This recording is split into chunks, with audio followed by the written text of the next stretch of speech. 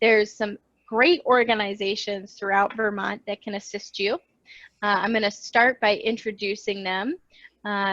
Of course, each region has different folks who might be the best helper. So if you're in Bennington or Wyndham or Hay up in St. Johnsbury, I do have some maps so you can try to find who you are best to connect with. But first is Efficiency Vermont. That's who Chuck and I actually work for. We're a statewide energy efficiency utility. We serve every county, every town, and everywhere except the city of Burlington, who, in addition, Vermont Gas also serves their customers, but Burlington Electric Department, they serve Burlington. So sounds like everyone on the call is a customer of Efficiency Vermont. We're a great place to start. In addition to providing incentives and rebates for products, we're also there as an information hub. And if you've got efficiency questions, you know, something that's bubbling up while you're doing your fixer-upper that you're not sure you have the answer for, please, you have the customer support number there, and check out the website. The next group to think about is your electric utility. We have some fabulous partners here in Vermont that we work with at Efficiency Vermont, and your utility actually has incentives as well for the most part. For example, we at Efficiency Vermont don't have incentives or rebates for electric vehicles or e-bikes. So Stephanie's lovely e-bike that she took, she may have gotten an incentive if she had purchased it very recently there at nodding head from your utility. So that's a great place to look as well. You have lenders who are local. So if you've got a credit union that you like to work with, a great place to think about for resources. And then the Efficiency Excellency Network. As much as each of these, at all of these different places, you can learn things and reduce the cost of your upgrades, but you can't get very far if you don't have an expert who can actually help you complete that project or do that work in your home. So Efficiency Vermont, we take the work out of that side of things by helping to establish the Efficiency Excellency Network, which is a network of contractors, designers, other professionals, but they're all committed to the highest level of efficiency and energy services. So you can check out the list of all of those contractors.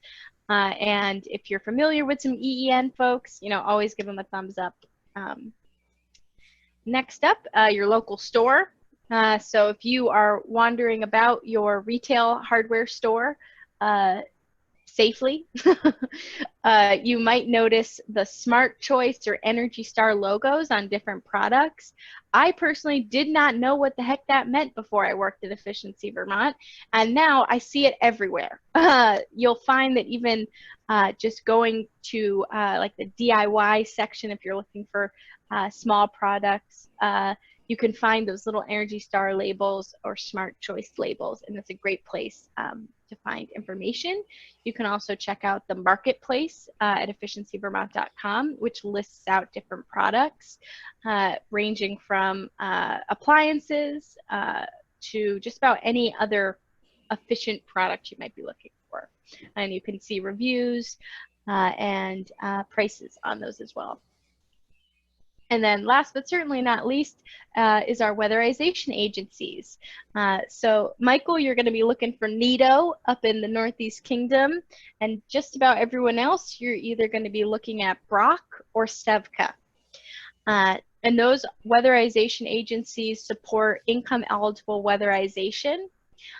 We provide free light bulbs and appliances to eligible customers who are participating in that weatherization program. And we also help direct customers towards those programs. But if you're thinking about income eligible weatherization, that's a great place to go if you're not sure where to start. Okay, let's dive into that exact point, weatherization. And anyone with a fixer-upper, this is usually a very good place to start. So weatherization, I I've done a few presentations about weatherization, and my favorite analogy is the sweater and the windbreaker. This picture is also very helpful in kind of showing you what it means when we talk about weatherization. And it's not only a benefit in the winter, it's also a benefit in the summer. So if you've been really hot, I'll give you the anecdote of this office that I'm in right now. Prior to weatherizing our home, there's no way I could be giving this presentation in this office. It was that room we never used, which I think most Vermonters have seasonally, because it got way too hot. And so having it weatherized means that I can comfortably stay in this room. And the way that it was weatherized kind of hits all the high level things that you need to know. First, it was insulated. So I like to think about that as our sweater. So you've got your nice warm sweater. And on top of that, you've also got air sealing. So I've got my sweater on. I've started to make some heat or keep in cold if you, yeah, no. And then you've got your air sealing with a windbreaker over that. So the idea is you're insulating and then you're air sealing to remove those holes, preventing air from getting in and out. And that air movement reduces the air movement basically reduces the effectiveness of insulation. So you're, like the picture you're seeing here, kind of keeping a lid on that insulation. So doing those two things together, insulation and air sealing, is considered comprehensive weatherization. And it can help you both in the summer, as I mentioned, and in the winter. The best place to get started with weatherization, again, give us a call, Efficiency Vermont, got a great customer support team. But then next, you've got three great programs. You've got income eligible weatherization with that weatherization agency we talked through, comprehensive weatherization with Home Performance with Energy Star. That is what Chuck mentioned in his intro. Home Performance with Energy Star is the program that we use to support Vermonters weatherizing. And I'm going to go into detail about those incentives with our kind of the new offerings as well. And then we've also got do-it-yourself rebates. So if you're the kind of person who likes to do it yourself, you're handy, you can get up to $100 as a rebate for 3 different projects that you're doing yourself. Oops. Oh, look at that. It jumped me ahead. Let me go back one. Great. Okay, there we go. And that's not just for homeowners, it's also for renters. So it sounds like just about everybody has a home that they're fixing up, but if you're an energy committee or a part of an organization that supports your community, renting is a big part of the picture. So for renting, you can get the same access to those 3 programs I talked about, but there's also support specifically for landlords or multi-unit property owners. So that's something to think about as well. And I love this photo of some attic weatherization, some blown-in insulation. That's great. Oh, and I should note, look at that great mask. That is some well-done health and safety work right there. There's a reason that we contracted out our weatherization here in my home because my husband ripped out the old pink insulation to start, thought he could do it on his own, and very quickly realized it was not a task that he wanted to do without a professional. So just to highlight that photo, great to reach out to someone at the EEN. And even if you are a do-it-yourself kind of person, there's some really great contractors out there who will hit all the safety measures that they need to do to get the work done. Okay, speaking of that, there is a difference between comprehensive weatherization and DIY. On this left column, we got some thumbs up for what's a good DIY project. You could weatherize your windows, exterior doors, insulate your pipes. What you would consider getting a qualified contractor for would be that comprehensive air sealing like we saw in the last photo with insulating the attic, and also checking for health and safety in your home. The worst case scenario is that you go about a project and you're unsure of what you need to do for health and safety, and it's no fun to create more of a problem when you're trying to solve a problem. So I highly recommend looking at a qualified contractor if you're not sure where to start, or you're doing something that takes a bit of time and is more, I would say, is a deeper project. But hey, why not weatherize those exterior doors while you're at it? Next up, I'm going to talk about heating and cooling with heat pumps. Okay. Heat pumps have a number of benefits. They're powered by electricity, and today the majority of Vermont's electricity actually comes from renewable sources. So that's fabulous, and it's increasing every year. They're also highly efficient, meaning that your spending is going further. And you're also not burning fuels in your home to get your hot water or heat. So there's that dual benefit. There's a few different types of heat pumps. The most common is what you see in this picture over here to my right. That's that cold climate heat pump. Those are typically mounted on a wall, although floor-mounted models do exist. And you can have a single split. So if you've heard the term like a mini split, that's another term that folks kind of throw around there for heat pumps. So you can have a single split or unit or multiple tied to a single outdoor compressor. And these are typically going to offset about 50 to 75% of your home's heating needs. So they're not exactly a replacement, especially in those fixer-upper homes, but they're a great way to use your heat or to basically heat or cool less to offset oil costs. So take out those old air conditioners in the window, get a heat pump. There's also heat pumps for hot water heating, which I'll talk about in a minute, and we love ours, so that's a sneak peek.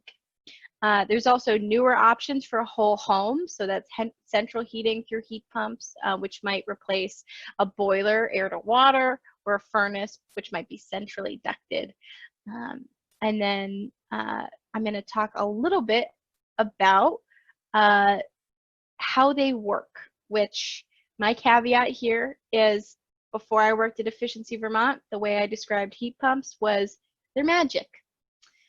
So you don't necessarily need to know how a heat pump works, but it's actually kind of cool and feels a little magical. So it just takes a little bit of science. The outside air unit pulls in heat molecules from even the coldest air. And for modern systems, they're rated at up to negative 20 degrees, or not up to, below negative 20 degrees. And the air runs through a refrigerant, which you can see here. And then it passes through a compressor, which increases the temperature and the pressure of the refrigerant. And then that indoor unit releases the heat and sends the refrigerant back outside to repeat the process. And this is essentially the reverse of how a window air conditioner works, but it makes it what in my mind is what's amazing about it is how efficient it is. So as you can see, on average, for every 1 kilowatt hour of electricity you pay for, you get the equivalent of 3 kilowatt hours of heat output in your home. And that's depending on the temperature outside. So pretty cool. And then since it gets hot out, it's actually the same system, but in reverse when we're talking about cooling. A benefit as well is it also dehumidifies. So if you're in a place where dehumidification is important, great side benefit of heat pumps. Okay, so now that we've covered cold climate heat pumps, we're also going to talk about water heating. So the science works the same when it comes to heat pump water heaters, except it's just one unit, so there's no outdoor component, and it draws air from your basement or wherever that water heater is installed.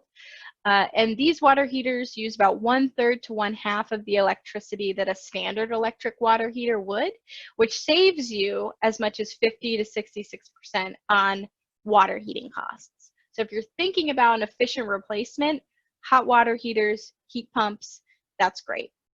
They also actively dehumidify the air around them, So if they're stored in your basement, like ours, you can actually get rid of that dehumidifier. At least that's what we did. It's a great benefit.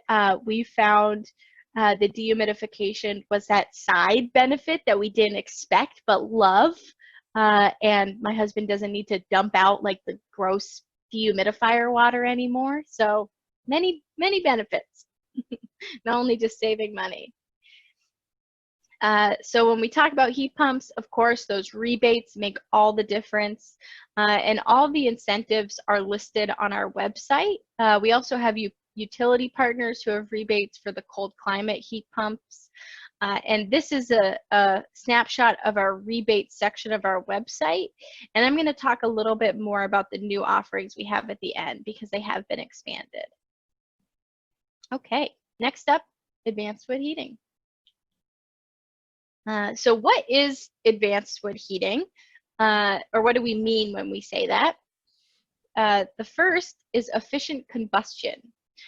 For one thing, the systems we consider advanced are extremely efficient in their combustion as compared to an average wood stove. And that results in fewer particulate emissions coming into your home or out of your chimney. And that often means less fuel is required. So that would mean wood in this case. It's also an automated system. So unlike your wood stove, which you have to make sure you keep stocked with wood, these systems are often automated, which means less maintenance on your part. And it also means that your heat is more stable so that you're not having big dips if maybe the wood pile has shortened a bit. It's also a local source of heating. Just about 70 to 80% of every dollar spent on fossil fuel leaves the state of Vermont, while the opposite is true for advanced wood heat, where just about 80% stays in Vermont. So that's an important piece for me when I think about how I want to heat my home. I want to support the local economy as much as possible. And it also ensures, and thinking natural resources, it also ensures that Vermont's forests stay because it provides a source of income to allow them to remain as working forests rather than being parceled off or sold. So it's a side benefit that I did not know about. And then some other benefits: stable prices. It's great for your budget. Wood prices are much more stable long-term than fossil fuels. And finally, bulk delivery. Who doesn't love that? You just have a bag or a local dealer that's delivering your pellets, and that is great. Did I mention you don't need to stack wood? Becca, I had a question. With Sure. the new systems, like the picture that's shown that's more for like replacing central heating, so it's a pellet system but goes into your central heating. Do they now have like bins, bulk bins for pellet delivery for residential? Good question.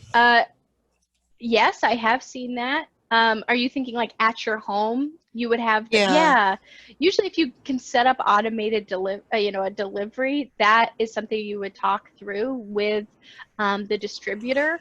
I think depending on where you live uh, is probably the question to think about. Um, but yes, I have seen Okay. those bins. I've also seen people who have made the bins themselves. So if someone does have wood heat or pellet wood heat on this call, I'd love to hear your experience as well. But from my understanding, it depends on where you live and what the distributor can offer for the most part. But great question, Margot. Thanks. Thinking about a wood pellet We have a wood boiler? pellet stove. Hey, there you go. But we've had it for a really long time, and when we were looking at it, we were looking originally at replacing the oil burner in the basement, but at that time they didn't really have bulk bins for residential, and there was concern about getting the pellets getting too much moisture or air if they Ah, sat in it too long. So that's why we went with one stove, which actually heats our whole house, which is really amazing. But, I always am looking at a way to get, because right now we get 6 tons, but they're all in bags. yep. Yeah. So. And I've seen that more often. Yeah, I can also follow up and ask directly because I know Wyndham and Bennington is for the most part who we've got on the call. I can see what we've got down there. And hey, speaking, oh, Another question. Yeah, this is Michael. I looked into the pellet furnace for my house, and it turned out to be a bigger expense than we needed for our little place. So we did go with a small stove, but my local distributor does have bulk and does offer residential bins. I think they tend to run a couple $1,000s, but but you guys would probably have a better idea about how to get incentives to reduce that or whatever. But it was more than we needed. Yeah. At the time. Great. That's great to know. It's changed a lot since we originally put in our stove. So thanks. Well, thank you, Michael. That was great insight. And hey, speaking of pellet stoves, the topic you've all been waiting for, there are two options. We've talked about that pellet boiler or pellet furnace, and that is a full replacement for current fossil fuel systems. So that might be the right direction for you. I can connect with your existing distribution system. And these systems are significantly more expensive than a pellet stove, as we've already talked about, but they do allow you to fully or completely get off fossil fuels for heating. On the other hand, you've got that pellet stove. It's got all the benefits of an existing wood stove, and it's an easy addition to your home. What I've heard from many Vermonters, since you don't need to connect it to a chimney typically, it makes it a lot easier to install. And you get the bags of pellets from a local store, for example. So that's a great alternative if maybe the pellet boiler or furnace is not the right direction. And then check out that great graphic. There are rebates for pellet stoves, boilers, and furnaces. And if you're looking to upgrade, definitely check out the rebates online. So now that we've covered modern wood heating, I'm going to jump through a bit about smart thermostats. I'm a fan of smart thermostats. And when we say smart, that can mean a couple of things. The big 4 things that we talk about are that's programmable. So there's lots of programmable thermostats out there, but they're not all smart. But programmable is a great place to start. You can set it so that it warms up before you get out of bed or before you get home from work, or if you work from home now, just any time of the day that you're feeling a different temperature change needed. But it doesn't waste money when you're out of the house or when you're not paying attention to it. It's also adjustable. So where smart thermostats start to differentiate themselves is that adjustability. You can adjust the temperature from anywhere. Many of us, if you have a smartphone, that's the place that you would use your adjustable thermostat.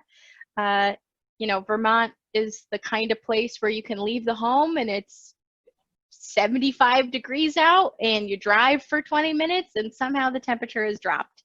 And if you're cooling or heating your home, depending on the temperature you left the house at, it's great to be able to change that. If you have teenagers, another great feature to change it if you find out that the temperature is being changed without your consent.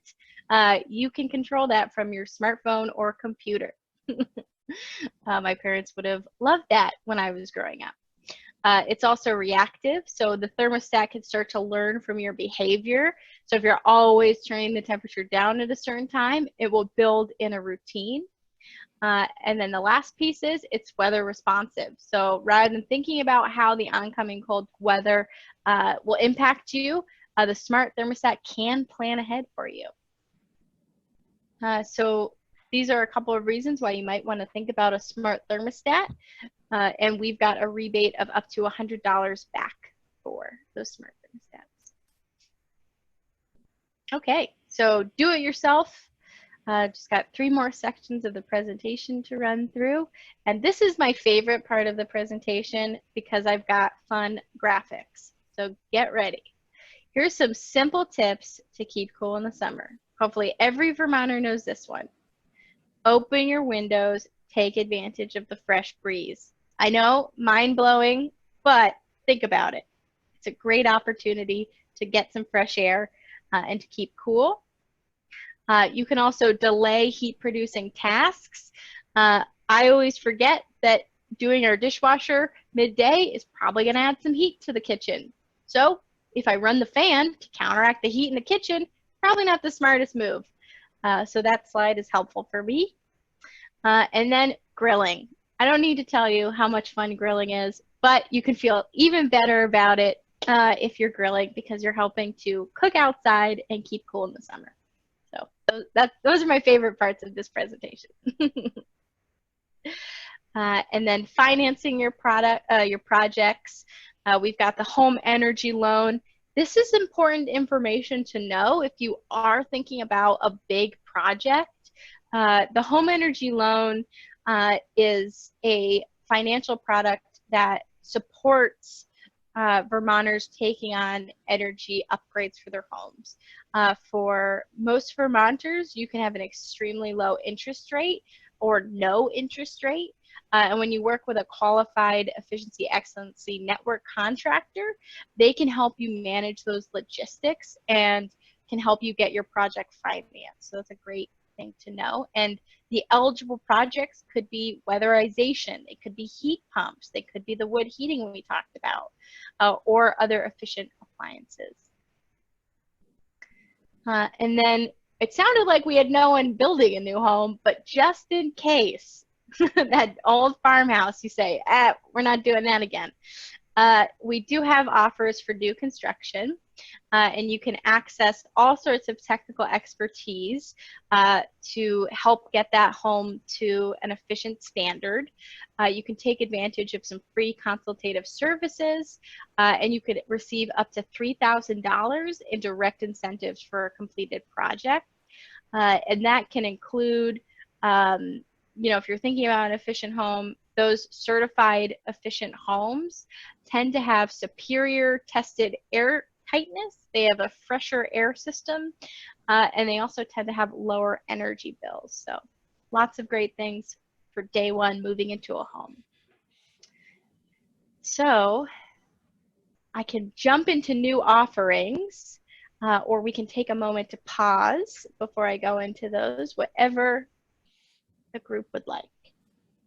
Well, I just want to point out to the group that there's been a few comments in the chat. So if you haven't had a chance to check out the chat, then you might want to. Just some quick tips about pellets. And there's some pellets that are available just from Vermont forests. So you can keep your money in the state if you wish. And then there's some information that came about controversy about some of the smart technology and whether our data is being shared beyond where we want it to be. And then Chuck posted a he posted some information from energy.gov about thermostats. So those are just some things just to kind of chew on, or follow a link and find out more information if you want to learn more about thermostats. Oh, that's a great point. I should get some more research on smart thermostats and what they do with that information. I do know, and this might just be because I'm a millennial, we actually signed up for a program when we got our smart thermostat where an outside entity was tracking our usage. And I was like, great, use that for the future. But if you do have some hesitation with how your data is being shared, I would definitely check out. It sounds like Chuck shared a good resource. And even just a programmable thermostat might be a good alternative. Yeah, so I can jump into new offerings. Could I make a small remark? I've been following this, and there is a big problem with these systems being hacked, especially Nest, which lets the wrong kind of people into your house, and also can let them into your computer system. So in my opinion, and I was in the software business for 20 years as a programmer, I wouldn't let one of those things anywhere near my house. Thank you for that insight, Peter. That's the first time I've gotten that feedback. So I always learn something new on these presentations. Let me follow up too. I can send some info to you, Margot, and see if we've looked into that at all. Luckily, I don't get as involved with the IT side, but I would love to make sure that we have information for customers on the safety of a product when it comes to IT. And the short story is that manufacturers have rushed into the Internet of Things IoT market with absolutely no regard for security. Mm. So none of their products are repairable in that regard. Mm. And even smart light bulbs have cost people their fortunes. It got off to a really bad start, and it's not improving. Wow. Okay. Good info. Yeah. Thank you, Peter. Well, we don't have any new offerings on smart thermostats, so I'll jump in there. Becca? Oh, go ahead. This is Stephanie. I just want to say, so just so I understand correctly, when we talk about thermostats and digital thermostats, they can be programmable, but that just stays within our own house. Like we don't have to connect them up onto our smartphones or to any other system. Will they still work as, you know, they're still programmable? Is that what I'm understanding? Yeah. Be very careful. There's a lot of fine print, and it's unintelligible. Be very careful about that. It can say that you're safe, and you're not. So okay. You really need expertise on that. Sorry to say. Totally. And one important thing about programmable thermostats that aren't connected to the internet, I think that would be your safest bet if that's a concern, because once you do connect it to the internet, that tends to be where I assume Peter is referring to some of the information that he was sharing. But most of us have a programmable thermostat in our home. It's the ones that you set. So it's like if you have the ability to set, that's what we consider for the most part programmable thermostat. So, but great question, and I'll go ahead and share with Margot some more information on that, and we can follow up individually, or if you have questions, shoot my email too. So I'll just take one big step back and say there's a reason we're doing this meeting over Zoom and not in person. And that's because COVID-19 has completely upended the way most of us have been living in the last few months. And that did not stop Efficiency Vermont from doing our work, but instead we've tried to be as creative as possible, as inventive as possible, and think about how we can tailor our current programs to fit the needs that have changed in light of COVID-19. So I did want to take a moment to share the new offerings we have and just give you some understanding of the fact that our goal as we designed a number of these programs was to support the hardest hit sectors of our economy and to really help put money back in the pockets of Vermonters, as well as create different opportunities for local businesses. So that's the foundation for why we have these new offerings, and I can jump right in with that. So some of the new offerings are, when we talked about that home energy loan, a brand new piece is that many of us are, unfortunately, we're wary of spending a lot of money right now. It's an uncertain economic time.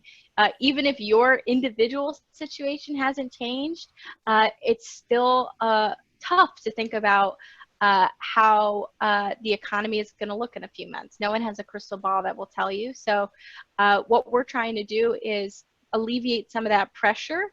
And as always, we have that low and moderate income financing with up to as low as 0%. But now through August 31st, we will also pay up to 6 months of payments or $900, whichever comes first, no matter what your income level is on the home energy loan. So if you've been thinking about a project and you're just not sure, this is a great reason to consider financing up to $900 or 6 months of payments. Next, and that's that home energy loan I talked about before. There's a few ways you can use that. Then next, we've also got increased incentives for that home performance with Energy Star weatherization program.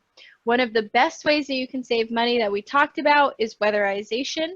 And there are new incentives that launched on July 1st. And I have another slide that has some more words on this in case if you learn that way. But I'll just say audibly, our incentives are up to 75% of a project's cost and $5,500, up to $5,500 for income eligible Vermonters. All other Vermonters can get 50% of a project cost covered, up to $2,000. And these incentives are available until December 31st or until funds run out.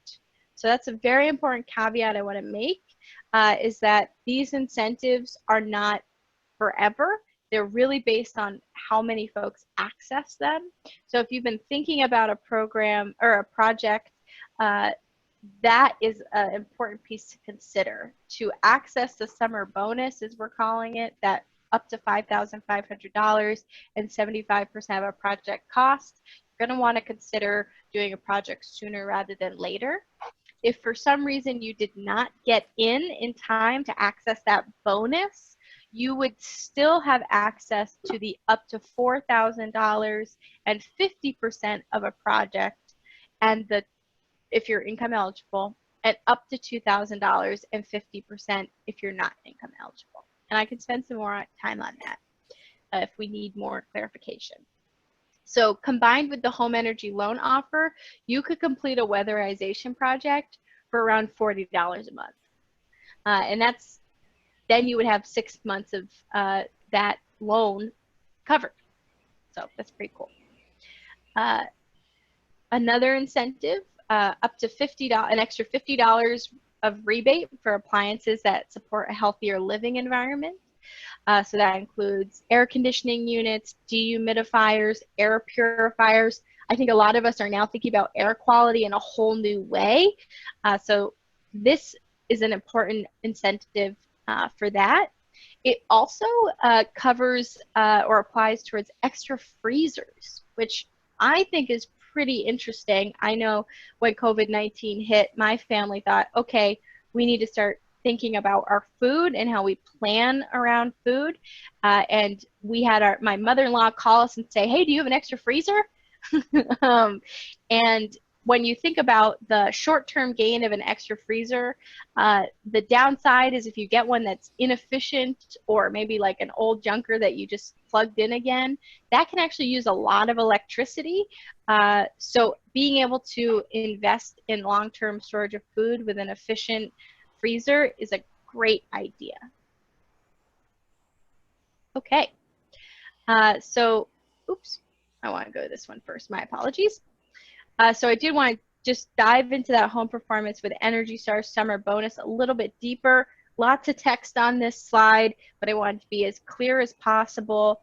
The current incentives, or I apologize, the previous incentives were the 50% of project cost up to $2,000 for market rate and 50% of project cost up to $4,000 for income eligible. And now, effective as of July 1st, it's bumped up to 75% and $5,500 for income eligible Vermonters until those funds expire, and those are a first come, first served basis. And let me jump back to the other offers we have. So I did want to note a couple of other offers. Indoor gardening incentives. So if you're thinking about your food and you're thinking about, hey, maybe we want to grow some stuff at home, indoor gardening, we've got some incentives for you there with some qualifying LED fixtures. We also have pool pumps. I don't know about you, but I feel like every other neighbor has an above ground pool suddenly.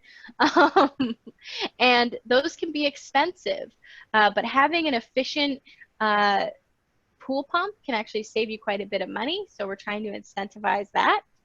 And then We have had for a while rebates on clothes dryers and other appliances, but I did want to highlight that in case this is the time that you're thinking about upgrading those appliances, maybe spending more time at home, and you're thinking about, gosh, that clothes dryer, we should look at that again.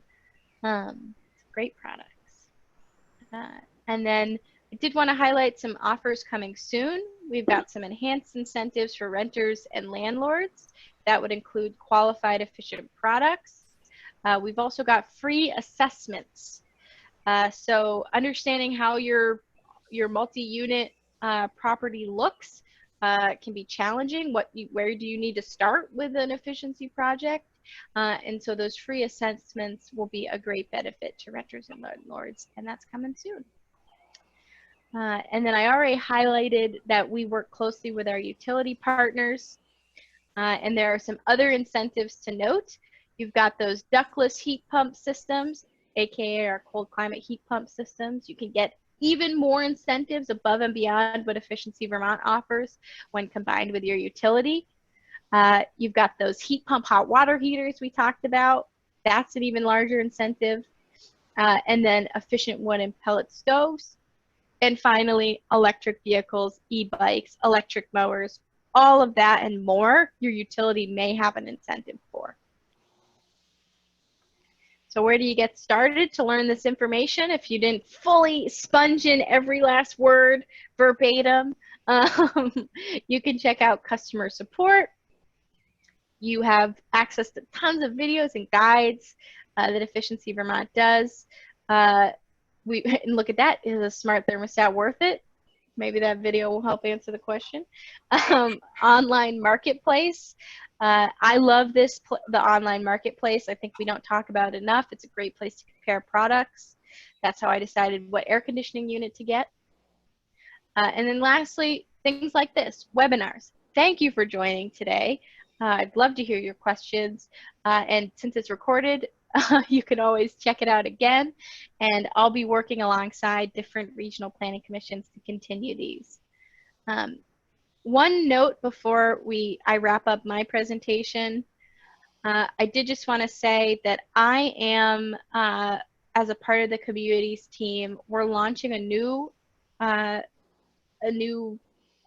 not project, but a new goal on my team is to have me connect directly with Southern Vermont energy groups and regional planning commissions. So I'm actually your go-to gal.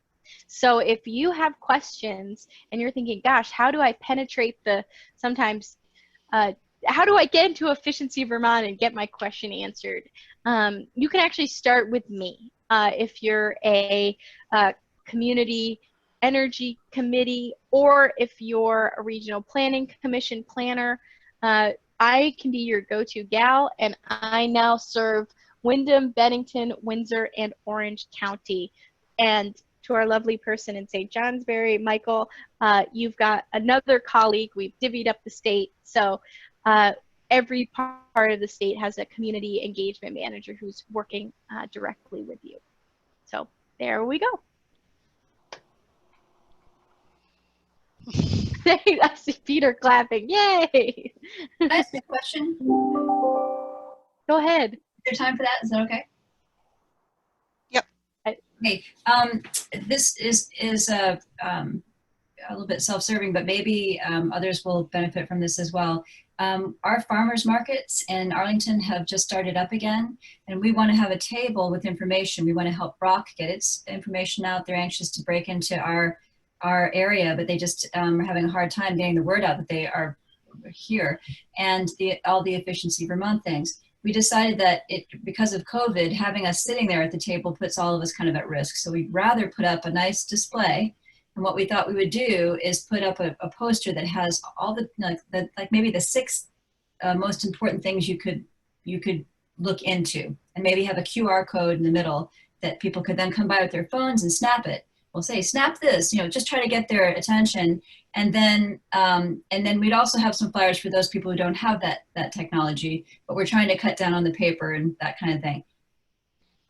We're having a hard time finding anything like that that's all on one one page. And so it would be fabulous if Efficiency Vermont had something very concise like that we could all put up in our towns. We could put them up at all the places where people still go, but also, you know, at the markets and that kind of thing. And so even if it's not all in one place, at least all of the Efficiency Vermont, very concise, very clean, very easy. And then we could do Brock's separately, or wherever you are, you could add that section in. I am not, you know, desktop savvy enough to put this all together myself. So I'm just sort of wondering if there's, Becca, I noted a couple of different slides that I thought would be great, but honestly, it would be awesome if there were somehow, some way to put it all in one, it doesn't matter if it's a big visual, but one visual that's doesn't get down into the weeds, but is just like ding, ding, ding, ding, ding, ding, QR code, you know, bang. Then they can, all right, so that's, any thoughts about that? Wow, Stephanie, that's a fabulous idea. I'll just say that as a team, the community engagement side, we've been trying to think creatively, and we're dealing with the same thing, as we don't necessarily want to be out there in person, but we do want to give that information if folks are going to the farmers market or stopping by the town hall. So I would love to connect with you to just get some more info about what you're looking for, and see if my team can mock something up. I mean, worst case scenario, we've got a lot of posters, and I can see what we can put as like a PDF. I've got all of these, you know. I've got all of stuff. And then the wind comes along and things like this was okay for our town hall, our town meeting. We had a table, you know. But honestly, it's also, I can see people going, whoa, like, and I imagine they're picking up many of these things and they go home and they sit on the table and then other things. But like, I just wonder if there's a better way, and if it were consolidated and eye-catching with like you know, with the right brand, your brand, that if people see it over and over and over again, they see the same thing everywhere. And then if it's a QR code, as information changes, these things won't become outdated. I'm just thinking that we could just keep, you know, putting out the same thing over and over again until it wouldn't be like, well, I've never heard of this. It'd be, well, what is that thing I keep seeing? That would be awesome. Totally. And I'll say we've done, like, we do have some materials that we used to give as, like, we had Efficiency Vermont in a box, Efficiency Vermont event in a box, which was just this like tub of stuff. If you've received the tub of stuff, you know what I'm talking about. I see Jim nodding.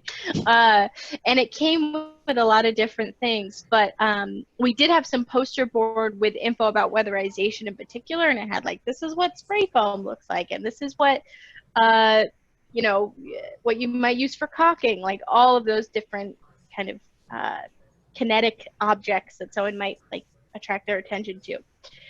So I can at the very least see what we have, and then also I'd love to work with you to see if we can come up with something special, because I think it fits the need. We're trying to figure out how to get back out in the community, and this seems like a good idea to try to facilitate that. So may I add a question?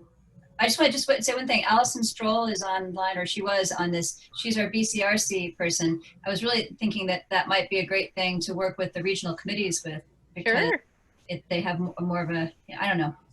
But I would be happy to be involved in any way that I can be helpful. Sorry to cut you off, sir. Go ahead. Well, before we jump into you, David, I just want to mention that it is just past 1 o'clock. So if you need to jump off, thank you all for coming. And Becca, if you still have a few minutes to answer any remaining questions, we could stay on for a little bit longer and ask Becca some questions. But I wanted you all to know that if you need to jump off, you know, don't feel bad, and you can do that. And thank you all for coming today.